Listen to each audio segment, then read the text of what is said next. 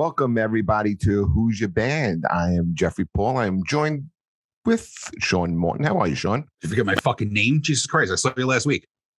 I know, but we haven't done this really together like the way we normally do. I was in a club last week.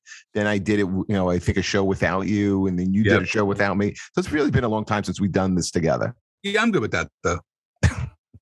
We work best separately, even though we're a team. But we're going to introduce our guest. I mean, I'm excited to have this guy in because not only is he a comedian, you could see him on television. He's also all around great guy.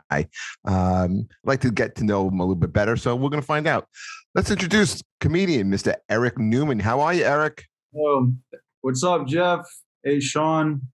Nice to see you guys. I'm good, dude. I'm good. It's been a little of a roller coaster of a week for me, but I'm finally I have no shows tonight, so I'm just chilling, and it's nice. You had some big news this week, didn't you? Yeah, let's talk about that because in case I'm sure our viewers have seen it, but in case you haven't, Eric was on the Tonight Show with Jimmy Fallon. So right off the top, man, I want to ask you, what's it like waking up that morning? Because you're like a nostalgia guy, like you're an old school guy. You get it. You're an old soul, even though you're kind of like a younger dude. What's it like waking up that morning, going on such an iconic late night show? Like, were you able to sleep the night before? I mean, are you thinking about it constantly until you get to the studio? Walk us through the process. It's so funny, dude. It's such a good question. The thing is, in some way I really got lucky. But I'll tell you why. Because I had been approved for the set for about a month. And they had told me, they're like, you're going to be on the show. We're just waiting on a date now. And then so basically I got approved for it. There was 2 weeks left until the NBC Olympics.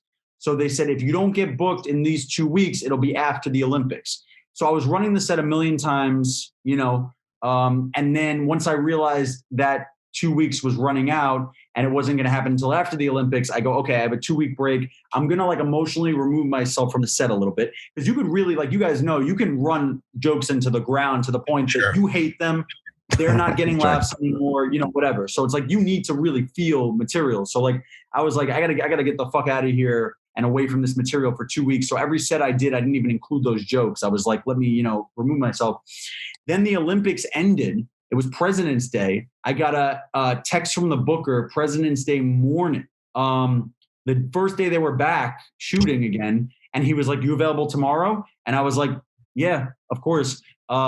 And so I only had 24 hours to get COVID tested at 30 Rock, to get my guests who I wanted to come COVID tested, and then run that set that night again and get it back to, get familiar with it again.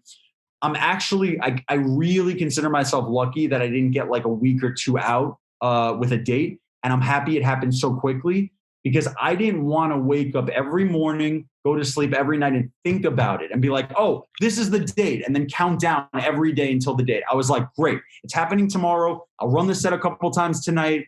I'll get into the mentality. I'll really get into it. And so I woke up that morning and I was so happy it was happening immediately. I didn't want to, anticipation can really kill you, man. And so I was really happy. So I felt very ready for it. I know I would be the exact opposite. I would be going over the set, even on the 2 weeks off. And then by the next morning, I'd be the morning of, I'd be like, I'm going to do a completely different set. I don't like this set anymore. You know what? Yeah, I got an hour and 2 hours of material, and this 5 minutes is going to make me a star. But you know what I'm going to do? I'm going to self-sabotage myself, and I'm going to do a completely different set. I'm probably going to curse on national television because that's my potty mouth.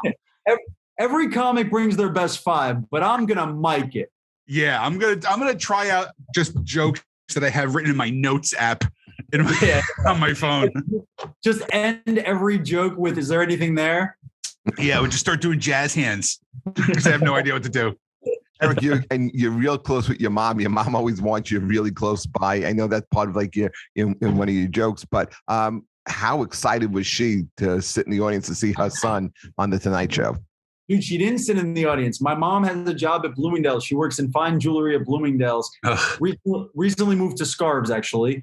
So and she was working, and she was like, I can't come, I'm working. And I was like, are you kidding? I swear to God. And dude, here's the thing though.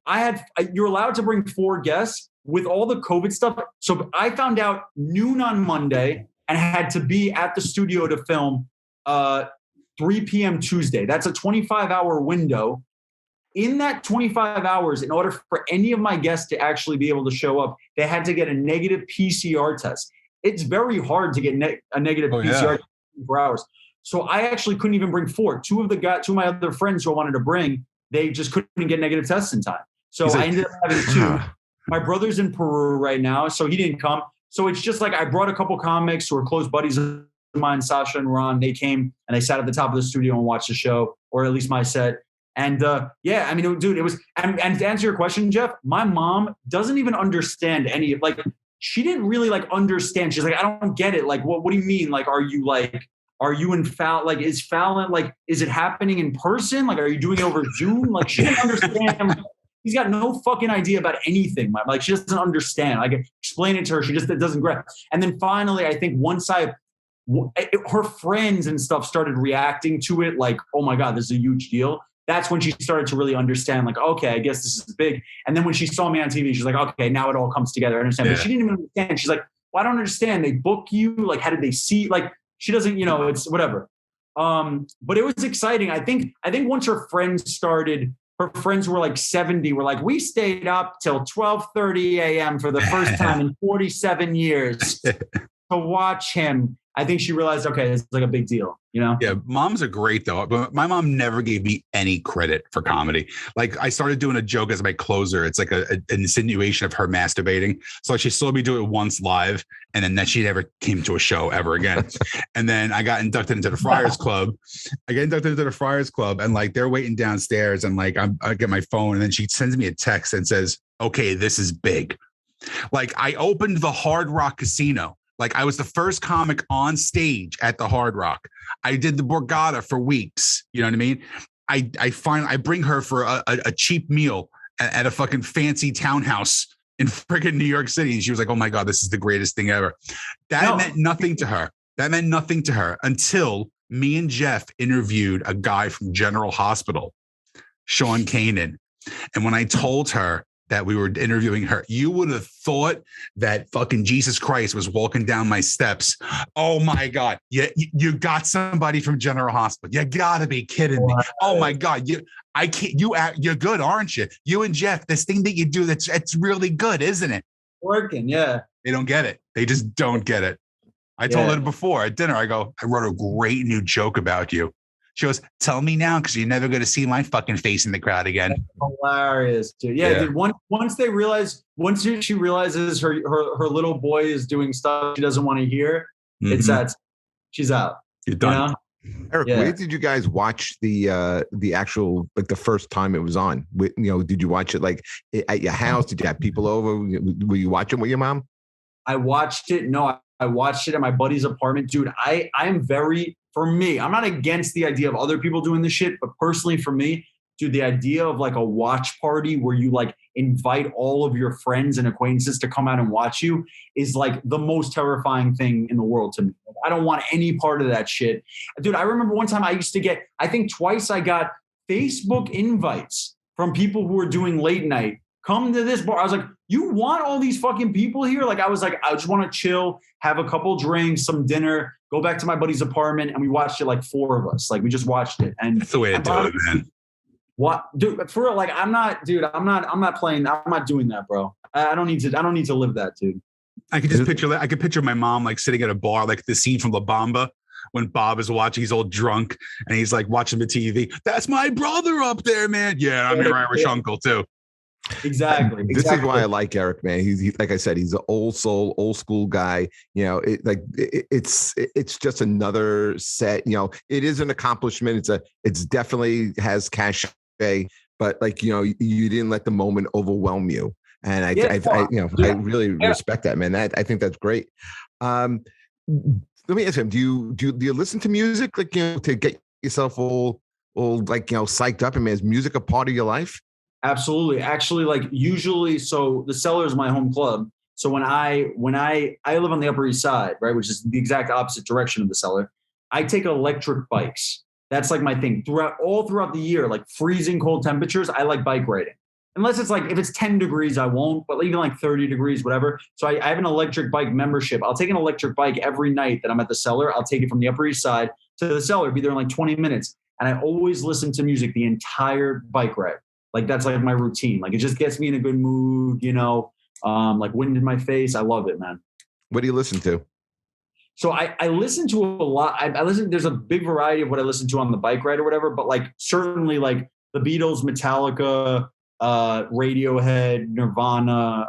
These are my bands. These are, I rotate them constantly. I love Arcade Fire and Muse and the Strokes. I'm a big rock guy. I like hip hop also, but rock's my favorite genre. Yeah, because when I asked you, just give me like a favorite band, you replied with the Beatles, and that took me by surprise a little bit from you. Yeah, why's that? You thought I was more of a Nickelback guy? No. You look more of like either a Jimmy Buffett who goes to the concert and wears the flip flops with the fucking beer bottle opener underneath it. That's like one look, or it's definitely more of like a Mumford and Sons. I was gonna say if you would listen to like Drake. No, I can see him. Yeah, he hangs out with Eagle Wit, so he's gonna listen to Drake. Dude, Eagle Wit and I have epic battles about hip hop, dude. Epic battles. But Eagle's one of my best friends. But dude, I feel like I look like someone who would like Dave Matthews Band. Yes. I really don't. I mean, I respect him. I think he's a really talented dude. But it's not my style. Oh, I hate Dave Matthews Band. Yeah. I think it's lawyer music. I've seen it a few times. It's weird. Like my friends like met at a Dave Matthews concert, and like she told me the other day, like 6 more shows, and it's 200 shows for her to see Dave Matthews. Time and money. Unbelievable. Dave Matthews, that's how you got to give him credit, man. Like he's one of those, him and Pearl Jam seem to be those artists, and Fish, and I hate Fish. Me too. Seems to be those artists that people will see 1,000 concerts. Yep. I mean, like, that's great. Like, I love Metallica. I fucking am obsessed with Metallica. I was talking, me and Dan Soder were arguing about this the other day. Like, because my buddy Mark always said, Mark Gerber, Jeff? Man, I remember Mark Gerber from years ago when I ran the open mic at New York Comedy Club. I haven't seen Mark Gerber in years. Yeah, so that's one of, he's probably my best friend. I know you're good friends with Dan Altano. Dan Altano is one of my best friends. I used to see him around too. I love Dan. But dude, Mark fucking, he used to always be like, you need some shame. Because I'd go around to Metallica fans. I don't know if you guys are Metallica fans or know much about them. Do you like Metallica? A little bit. Yeah, I know everything. Oh, yeah, you love him? Yeah. Okay. He's pretty, yeah. So I defend Load and Reload, which is fucking great albums, dude. I like them. I love them too. I love Saint Anger. I think the song Saint Anger is I think Frantic is one of their best songs. People, I can't go as far as best, but I do like Frantic and Saint Anger. I do. And Some Kind of Monster. Good. They're great records. I was talking about Metallica yesterday, like about the progression of life, like with a musician. Like, do you want Kill 'Em All? 40 years in a row? You don't want that. You're a 60-year-old man doing Kill 'Em All. I mean, let's grow up. Yeah. Someone wear Blackhawks jersey. Metallica lost me after Ride the Lightning. Are you fucking kidding me? Yes, I'm kidding you. You didn't even appreciate Black Album? I love the Black Album. Black Album is a very underrated album in a way. And people say, how is it underrated? It's because people took a different turn with Metallica for that Black Album. If any other band put that album out with a different name, it's the biggest metal album of all time. Hands down. But because it was Metallica and it was that big changeover to the more commercial. And they also cut their hair. We cut our hair. Now it's a big radio friendly song. Now we have 5 singles off the album. They shit on them. It's a fucking masterpiece. Oh, it really is. No. It's the best. Dude, if I have to really be honest, the Black Album's their best album. Like, they just evolved. Yeah, they slowed down fine, and they weren't quite at the heavy metal pace they were. They slowed down, but they evolved. I mean, dude, you can't say, I mean, nothing else matters. First of all, Wherever I May Roam is my favorite Metallica song. It's one of my favorite songs of all time. I think Wherever I May Roam is a masterpiece. Killer song. Unbelievable. Sean, like, what album is Till It Sleeps on? That's Until It Sleeps is on Reload. Yeah, I think that's Load. Sorry. I think that's their last great album. No, Reload's a good album. I mean, Death Magnetic is a killer album too. Hardwired. I thought Death Magnetic. I thought Hardwired was good. I like Death Magnetic. Yeah. I mean, look, I still favor Ride the Lightning and Justice for All over all the other, the later years. But I like what they did. I mean, they changed and they evolved. And I think as an artist, like, how could artists not appreciate that? Like Dan Soder and I were talking about it. He's like, he got on stage, actually. I brought him up and he got on stage and he was like, do you fucking believe Eric likes Reload or whatever? Like, he was like, I was like, yeah, but like, as an artist, you have to you have to appreciate the fact that they're trying something new and they're changing. And like, you know what I'm saying? You're not going to do the same exact thing for 40 years. I mean, anyway. It worked for Iron Maiden. Yeah. Or your act. Yeah. Yes. I haven't changed my act. I still say, so I just turned 30 and what do you think? Kind of goes with it. What do you think about friggin' Gerald Ford, huh? Why Gerald Ford? No. You guys are how long in comedy? How long have you guys been doing comedy? I'm 14 and 14. I'm about 12 years in. All around the same, yeah. Yeah, it's a long road, dude. It's a long road, but like you've put the time in. Like you've actually put the time in, and that's one thing I appreciate. Like for you to get a late night spot, when I see people who are fucking TikTok users, who I've literally just saw this the other day. This guy, I got 7 million followers on TikTok, and this guy's headlining a goddamn club, and admitted he's only done stand up like 3 times. Yeah, but he's gonna bomb, and then they're not going to come back and see him again. I know, but he's still making. I went on a fucking tirade the other day about this Real Housewife, one of those housewife shows, and like one of the husbands is headlining all these clubs across the country, and he's bringing solid comics to open up for him. Like he's bringing Tammy Pescatelli, who's had multiple specials. Tammy's great. Is opening for this guy, and I watched the video from Caroline's when he headlined Caroline's. And he bombed. I know. But you know what, though, dude? This is the thing, man. It's like, as quickly as you could become famous or known off the internet, equally quickly your career could end. I agree with that. So they think they're like, oh my God, we try. I love, and I have a big TikTok following now, and it's helping me on the road a lot. But I am so fortunate and happy that I feel like we're the last generation of comics that just wanted to get past the clubs. Like, that's what you want to do. You wanted to fucking get past the great clubs. That, you wanted to go up there and you wanted to do showcases and you wanted to learn how to get really good. And so these people think they're skipping the step. They're just like, oh, I skipped this whole process. Like, I just got a viral video and now you have to be able to deliver on stage. And that is the most important thing. So yeah, sure. People will come out. They will not come back. And they will so quickly write on Twitter and all the shit or TikTok or Instagram, this was terrible. This was a waste of money. He sucked. He didn't know what he was doing. He looked not confident. Like, they're going to report all that shit back to the internet. And that's going to get out there. And all of a sudden your ticket sales are dropping every city you go. And that's it. And that's the end of your career. Do you guys think in 10 years from now, you're going to remember, or these guys are still going to be doing it? No, I don't think in 2 months from now we will. Yeah, I don't think so either. I think there's a certain thing, like you see these like nostalgia tours, right? And that's just kind of what I was going with. Like, if you look at like the freestyle music, this was popular for like 4 years, but it was a pivotal 4 or 5 years where like people my age and Jeff's age were really into it. And 30 years later, they're still selling out these goddamn clubs because you know what? There was still talent behind it. There's still some sort of integrity, even like the boy band shit. Like these girls were 13, 14 years old, like wanting to blow every fucking new kid on the block and Backstreet Boy. Now you go to a concert, it's the same girls that were there at 13, they were 13 years old. It's 30 years later. Now they just want to give these guys a hand job behind the friggin' stage, but they are there because there was talent there. So I agree. I think it's like a few months and then they're done because you gotta be able to still back it up. Exactly. So I was like everything, like like I've considered it a very long road for me. You know, I've been performing every single night for 13 years, pretty much. And like, I was like, and I saw people get late night sets that I was like, fuck, I want that, you know, whatever.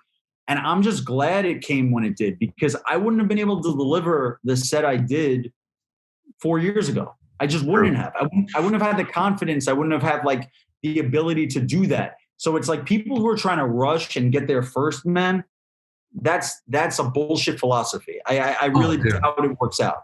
I remember being like maybe a year in.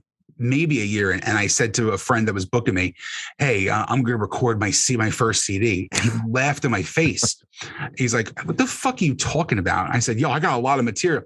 I recorded 3 different CDs over the span of 10 years and never released any of them because they were hot garbage.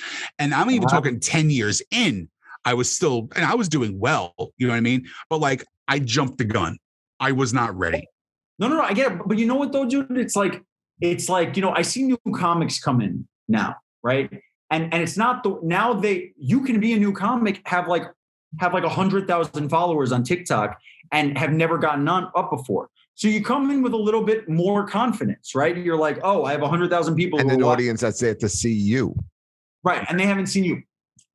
I don't hate on them because they just don't know. They don't get it. But they're going to get up there and they're going to bomb in front of regular audiences or their audience. It doesn't matter, because you can't beat time in comedy. You're either a seasoned comic or you're not. There's no way around it.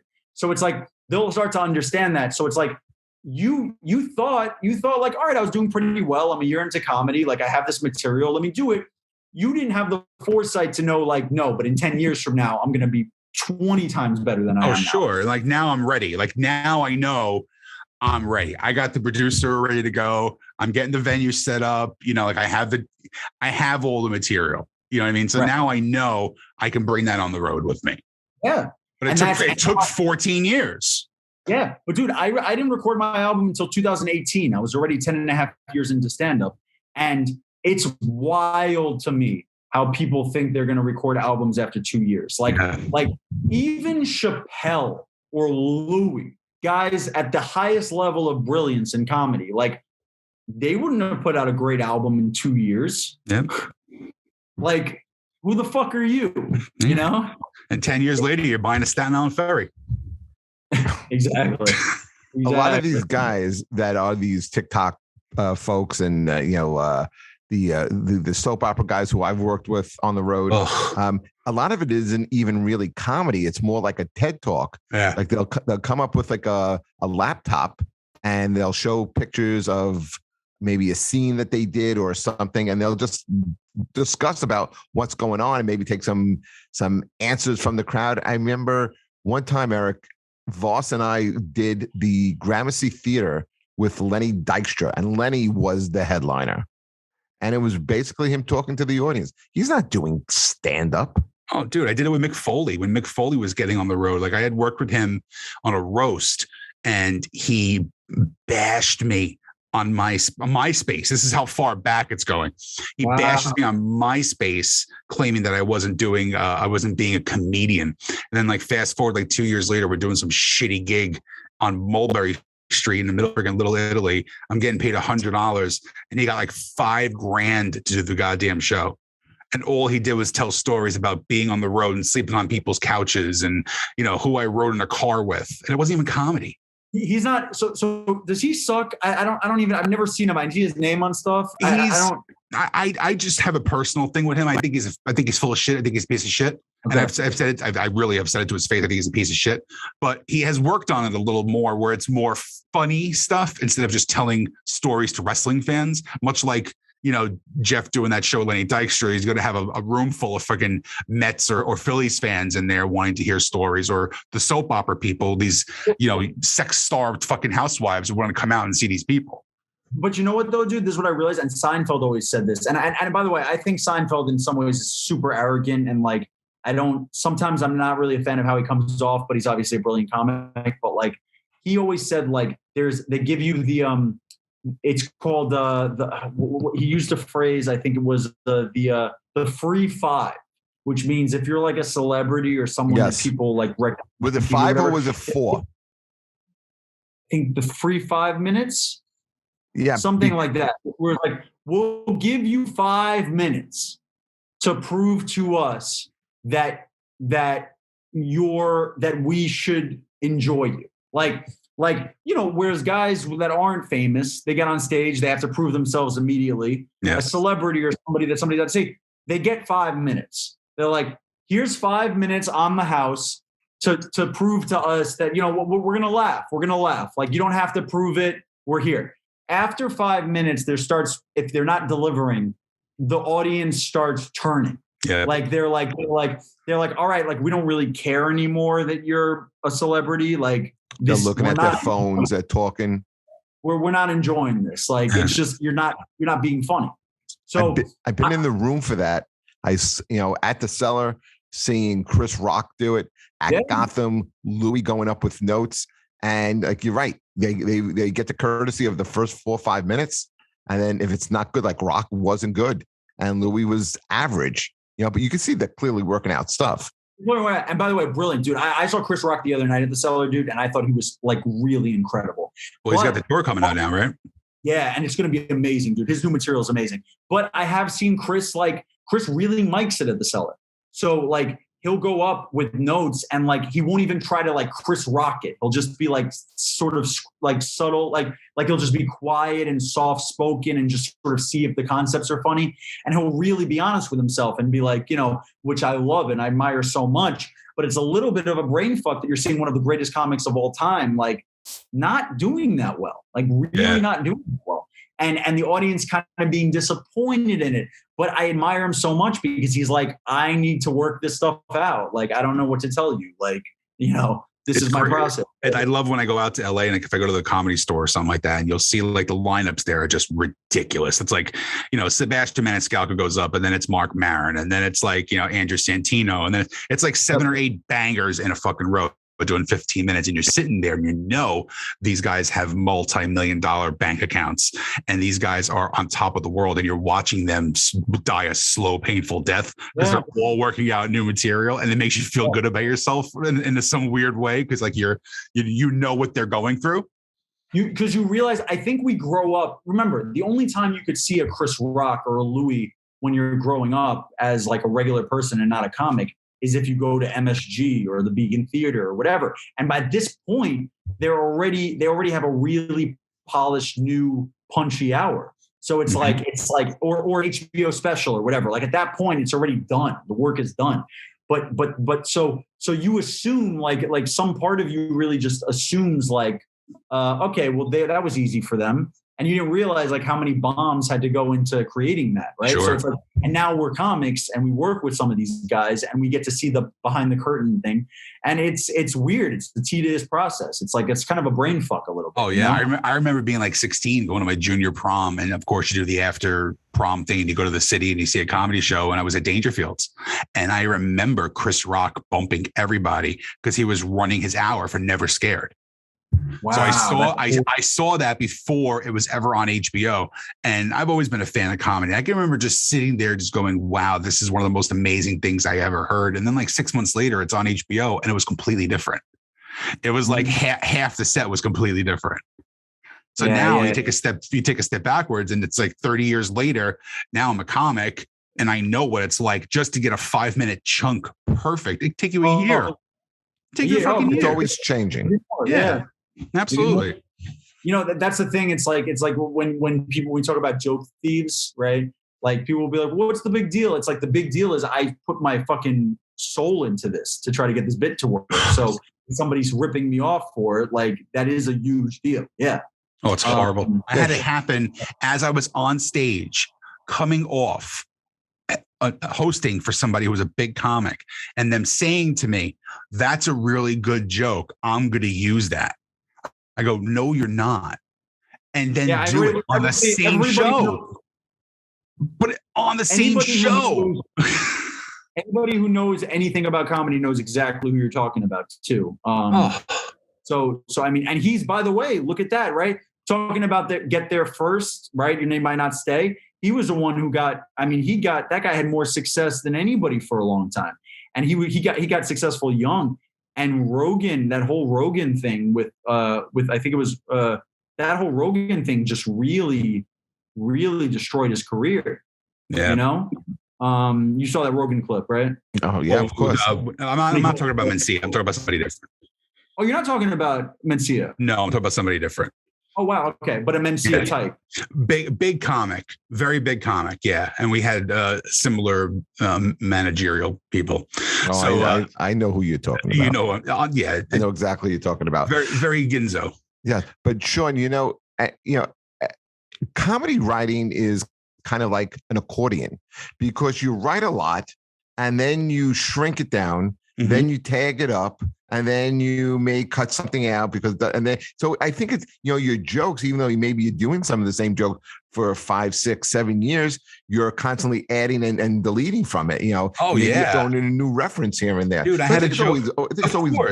I think it's always a fluid thing. That's a great reference, actually, because I had a joke I did 12 years ago that I brought back because I did I'm doing a whole COVID chunk. Oh, by the way, I'm sorry to cut you up, but that's why you don't throw anything out. I never throw anything out.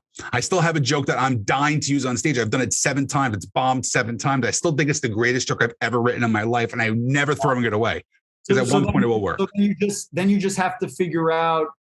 Then you just have to figure out what's wrong with it. Like that's the fun part of the whole thing, man.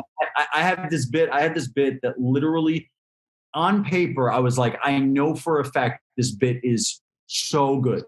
And it wasn't doing well. It just was not doing well. And I asked one of my buddies, my comic friend Ryan, I was like, what's wrong? And he just goes, you just have to pause. He's like, you just have to, which is crazy that I literally was just delivering the joke like ba-bum, ba-bum, ba-bum. And he was like, go ba-bum, ba-bum, pause, ba-bum.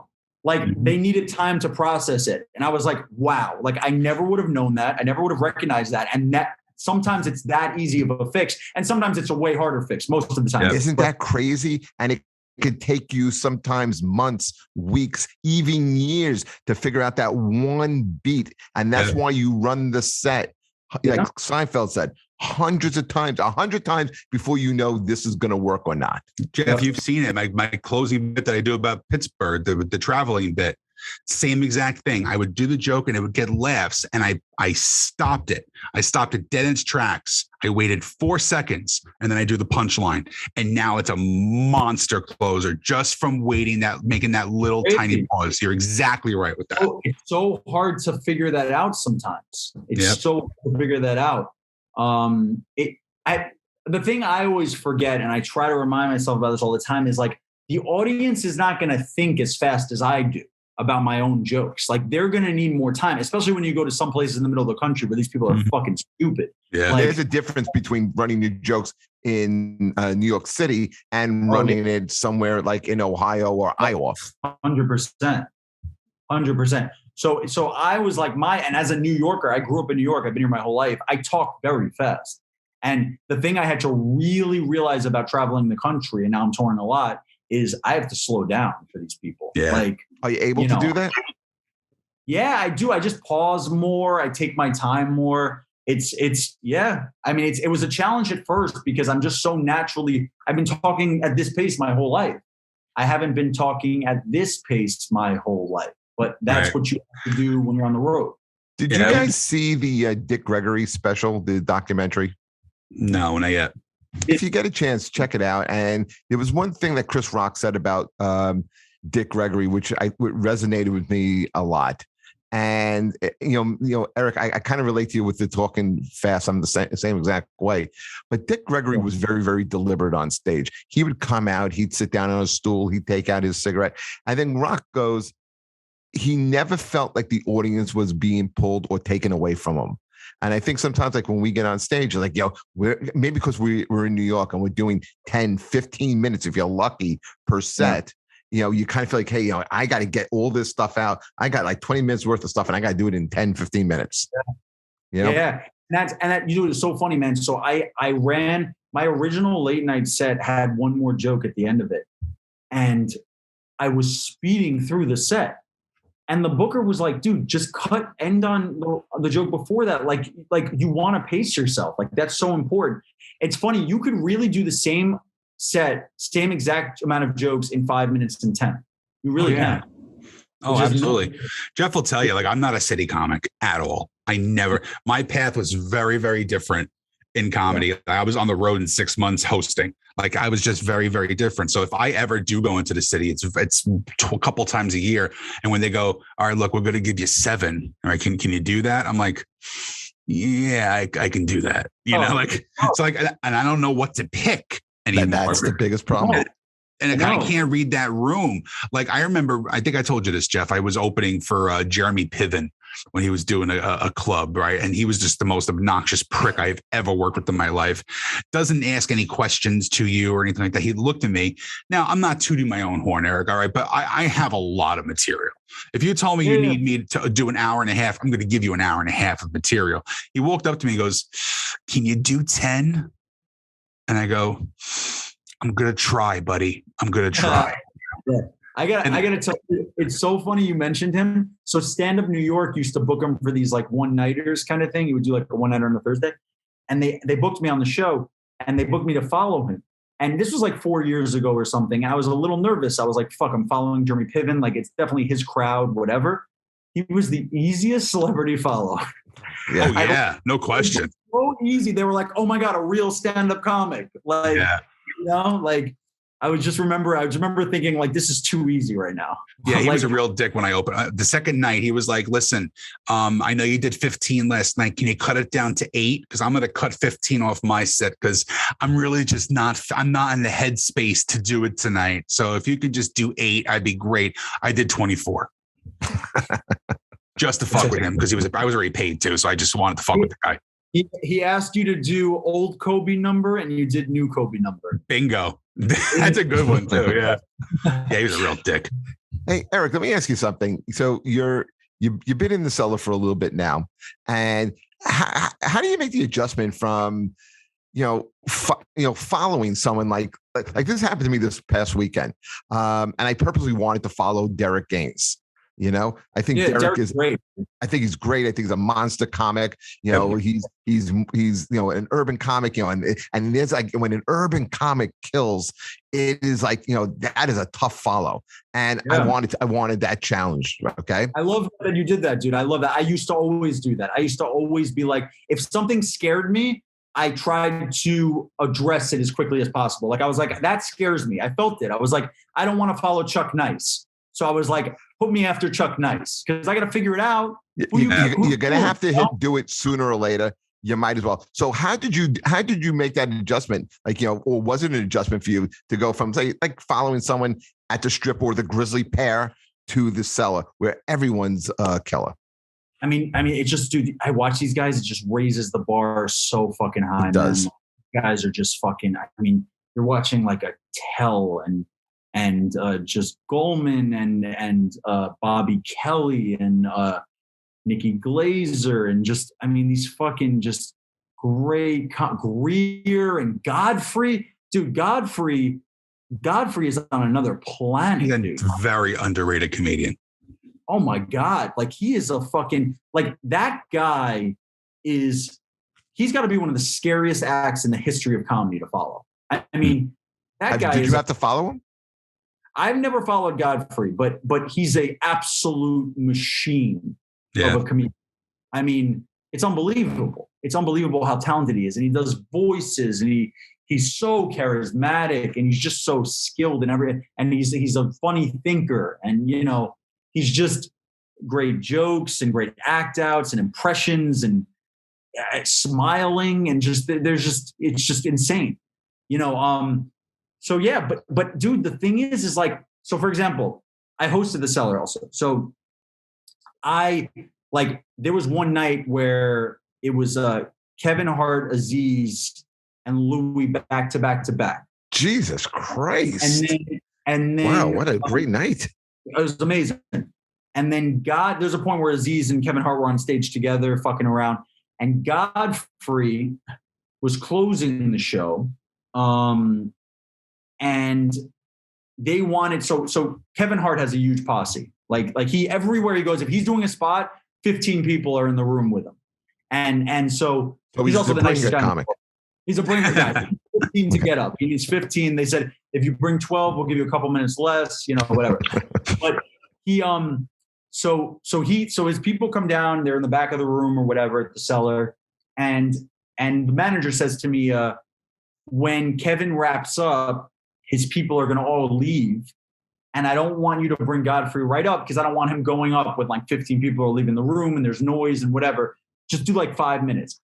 So they had just seen Louis, Aziz, and Kevin Hart back to back to back. And now she's like, do 5 minutes after. So you're resetting the table. I was scared. Like I was like a little scared about it. I was a little nervous. I was like I remember when she told me that, I was like thinking in my head, like, is there any other solution here? like I really was like a little scared about it. And then I was like, you know what? Don't be a fucking pussy, bro. Just go up there and have fun. And I ended up like doing great after all three of them for like 5 minutes. I did jokes. I did some crowd work and the audience was all in. And I was like, good. I felt so good about myself because I think older me, maybe 5 years ago, would have tried to find a way not to do it or would have pussied out or something or be like, oh, how about like I just like, how about we give the other comic, we throw up a 5 minute guest spot or something. Like I would try to get out of it because I'd be too scared to do it. And and it was a moment where I was just like, I'm past this shit. Like I'm a professional comedian. Like sometimes you're going to have to follow Aziz, Louis, and Kevin Hart. Like that's what being a professional comedian is rising to the occasion of things that scare you.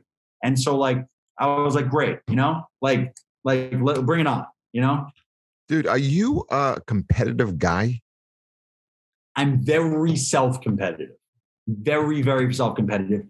I always want to do better. I always want to look at myself and be like, how could you do better?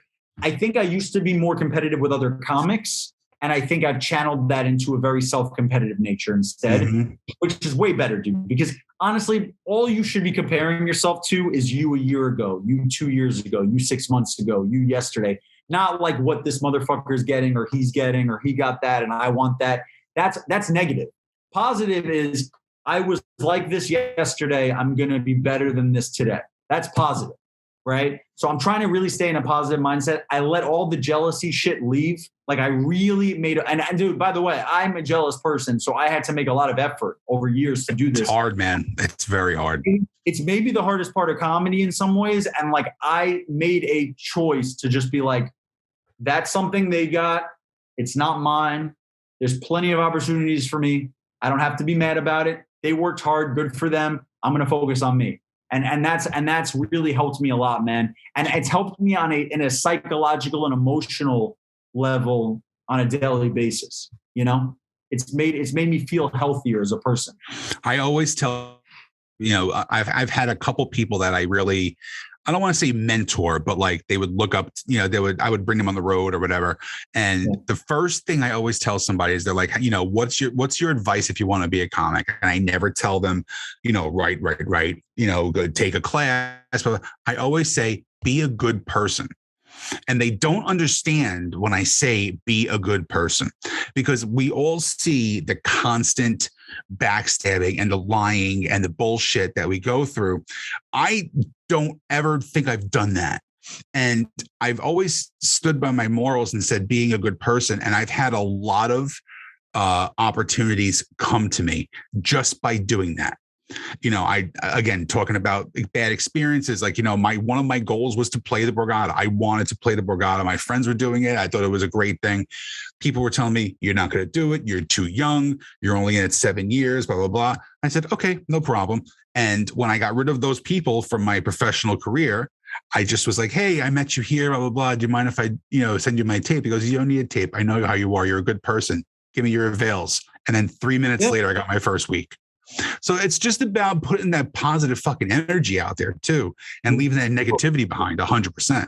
Totally. I'm not, dude, I don't talk like to me, the biggest waste of energy, like the mental energy that you could be using talking shit about other comics or like feeling like, fuck that guy, I deserve this more, blah, blah, blah, could be used into writing a joke, into shooting an email, into going to a club and working on another bit. Like those are more like, every emotion I feel or every thought I have, I try to use to better my career and not, like if you want to be that fucking loser who just sits around feeling sorry for yourself and shit talking everybody who's trying to do good work and trying to like move their career along, then you're the loser in that. You're the loser. Absolutely. That's 100% right. I got to say, 3 of my favorite young comics, and the thing that they all have in common are that they're positive people. They are hard workers, and they don't expect things to be given to them. Are you, Eric, Charles McBee, and Eagle Witt. I've worked, with Eagle and I work with Charles a lot. I'm very impressed by all 3 of you because, there are a lot of people what you just said about people being jealous and that, and that toxic, that toxic environment that people talk and like the shit talking and that's such an underrated term too, shit talking and nothing good comes of it. I mean, it's fun when you kind of bust in on a long drive and you're like, this guy. Whatever. Dude, I'm at the point, I put it this way, 10 years ago, if I heard people talking shit, I would want to join in. If I hear people talking shit now, I walk away from it. I don't need to be around that. I don't need to be around your negative shit. Like I have enough, like this business is hard enough. Like I don't want to be a part of it. I just don't want to be part of it. I have such ADD to begin with like my set. And not having any fucking idea where I'm going to go any time of the night that I'm going to be on stage. I don't have any space left in my brain for any kind of bullshit like that.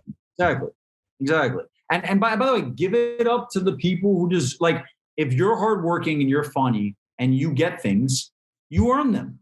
Like, and give it up for that. Like what kind of world are we living in where we're not going to recognize that the things people deserve are good things. Like what kind of reward system are we creating here if the people who deserve things and get them like are looked down upon? Like that's insane to me, I agree. Very true. So I really even if there's like a person I don't really like, it obviously makes harder to root for someone who you think's a bad person. But funny's funny and hard work is hard work. And so I might like even I may be like, what a piece of shit, but like doing something right. Yeah. But I'm very against people being assholes. I think you're anti-asshole. Total anti-asshole, dude. I've never even tried anal. Jeff loves it. Yes. That's why I take him on the road. Yes, I love that. Hell yeah. That's too weird, but yeah. But I'm very anti that. I don't care how good you are. I don't care how talented you are. I don't care how far along you are. I hate people who talk down to new comics. I hate people like dude, like Colin Quinn is legitimately one of the nicest people. Yeah. Dave Attell is literally, I work with these guys all the time. They are the best. I mean, they're so nice. And it's like Colin Quinn and Dave Attell are nice. What excuse do you have to be arrogant? Or so true. Like, are you kidding me? Like, these are the two of the most brilliant comics like alive. And so it's so true, man. I never got behind it.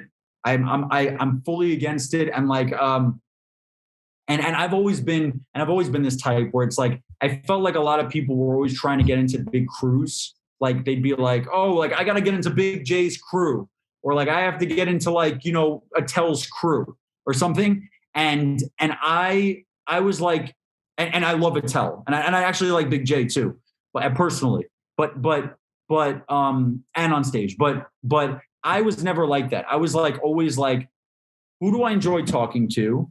If I enjoy talking to this person, I'll talk to them. And if I don't enjoy talking to them, I won't. And I don't really care what their status is. And I don't like people who are social climbers. That bothers me so much. And I've had to like cut out friends kind of because I felt those qualities about them. I hate that. In the long run, that is always going to benefit you. Listen, man, I couldn't be happier for you. I applaud and I root for your success. It was great seeing you on the Tonight Show. Appreciate you coming down and doing this podcast and spending an hour with us, man. That was really cool. So thank you very much, Eric. Really do appreciate your time. Sean, final question. Absolutely, Jeff. And I love every time. I'm sorry. Go ahead. No, it's just every time I don't mean to cut you off. Every time I see you in a club, you always have such great vibes. You're such a warm dude, and I always love seeing you. So it's a pleasure to be asked to do it, and I love being on it. Sean, hopefully you won't just be a banner in the background to me for the rest of my life. No, we're gonna set something up, dude. This was a lot of fun. You're a good dude. You can tell right away. And Jeff knows, like, I bust his balls every goddamn week. Every week I bust his balls, but he is truly one of my dearest friends, you know. And I understand what you were saying before. Like, I kind of ride solo a little bit too, and I keep my circle very, very small, very small. And Jeff's in my circle. You know, and now you're there too. Now I can tell you guys love each other, man, and it's about, you know, shitting on friends is one of the best things in life, and it's cool. But yeah, man, I'm so glad you guys had me, and I hope to work with you guys soon, man. Eric, be well. Are you at the? What are you doing tomorrow? Where are you? Tomorrow I'm doing nothing actually, and I'm going to Portland Helium on Wednesday, so I'm kind of actually taking, after this week I have, I'm kind of just taking tonight, tomorrow, and Tuesday night off. I'm just gonna like chill. Nice, man. Enjoy it. Yeah. But if you're on the Up East Side, you know, like you live up there, stop by the strip tomorrow. TJ Miller's stopping by. Cool. Awesome, man. And Jeffrey Paul. Well, I'm hosting it. Awesome. Wow. Listen, I might actually leave my couch. I'm not leaving my couch for that. There's no way on it. Eric, thank you so much. Thank you, and we'll see you soon. Good luck on your tour. Thanks, guys. Yeah, later, Sean. Later. And we'll catch everybody next week on Who's Your Band. Take care, everyone. Later.